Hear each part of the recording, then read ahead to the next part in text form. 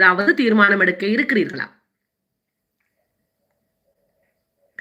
முக்கியமான ஏதாவது முடிவெடுக்க இருக்கிறீர்களா நாளை என்பதை அறியத்தார்கள்.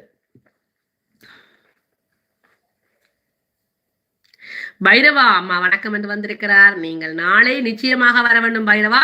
நாளை உங்களுக்கான ஒரு தலையங்கம். எனவே நீங்கள் நாளை வர வேண்டும். நிச்சயமாக நேரத்தோடு வாருங்கள். நாளைய தினம் என்ன வேலை இருக்கட்டும் நேரத்துக்கு வாருங்கள். அப்படி இல்லை என்றால் நாளைய நேரலை காணொலியாக நாளை மறுதினம் வரும்பொழுது அதை பார்த்து கொள்ளுங்கள். அது உங்களுக்கு உதவியாக இருக்கும் என்று எனக்கு தோன்றுகிறது. எஸ், எப்படி சொல்றீங்க, கரெக்ட் என்று சொல்லி இருக்கிறார் எங்களுடைய பாட்ஷா. ஏன் என்று தெரியவில்லை, எனக்கு தோன்றியது, அதனால் தான் கேட்டேன்.